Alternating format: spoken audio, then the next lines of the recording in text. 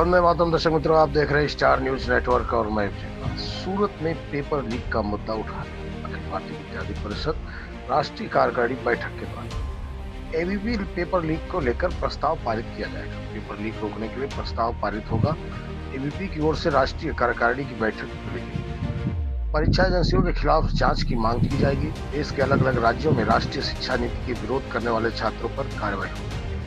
डीटीएबीपी के राष्ट्रीय कार्यकारिणी बैठक में 7, 8 और 9 जून को सूरत में ही एक मीटिंग की, जिसके अनुसरण में एबीपी के राष्ट्रीय महामंत्री याज्ञवल्क्य शुक्ल सूरत पहुंचे। बैठक की तिथि 7, 8, 9 जून को रखा गया। इसमें भाग लेने के लिए देश भर से छात्र सूरत आए हैं और इस बैठक के मुख्य उद्देश्य एवं उद्देश्य के बारे में जानकारी दी जाएगी। 4 दिनों में अलग अलग कार्यक्रम आयोजित किए जाएंगे। याज्ञवल्क्य शुक्ल राष्ट्रीय महामंत्री एबीपी, समर्थ भट्ट जो राज्य मंत्री है, आशुतोष सिंह राष्ट्रीय मीडिया समन्वयक द्वारा सूचना प्राप्त।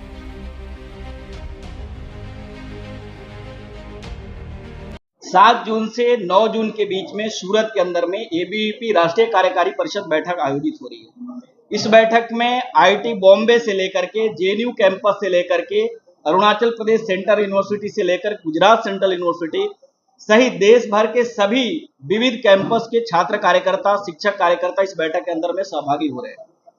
राष्ट्रीय कार्यकारी परिषद बैठक सूरत में हम 5 प्रस्ताव छात्र तरुणाई के सामने, देश के सामने लाने वाले हैं, जिसमें एक पेपर लीक की घटना पर अविलंब रोक लगाने के लिए और परीक्षाएं देश की पारदर्शी ढंग से आयोजित हो और सभी प्रकार की परीक्षाओं में कदाचार से मुक्ति छात्रों को मिले, इस विषय को लेकर के एक प्रस्ताव हम लोग ला रहे हैं।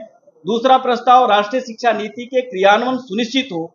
वैसे प्रांत में, जिन प्रांतों में पॉलिटिकली कारण से विरोध की स्वर दिखाई दे रहे, उन प्रांतों में भी राष्ट्रीय शिक्षा नीति लागू होनी चाहिए, ताकि राष्ट्रीय पैमाने पर कोई भी स्टेट की स्टूडेंट पीछे न रहे।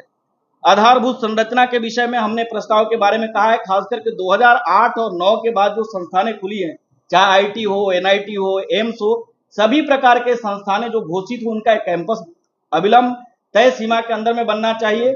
और विकसित भारत में युवाओं की भूमिका को लेकर के हम प्रस्ताव ला रहे हैं।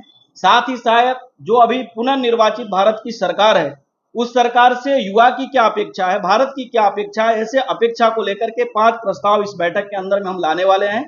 और यह राष्ट्रीय कार्यकारी परिषद बैठक के अंदर में आगामी समय में भारत के युवाओं के लिए, भारत के छात्रों के लिए एबीवीपी कुछ विशेष अभियान हम इस बैठक से लेंगे, ताकि आने वाला समय में विद्यार्थी परिषद देश भर के शिक्षा और शैक्षिक जगत के विषय में काम करते हुए त्वरित गति में हम सब लोग आगे बढ़ सकते हैं।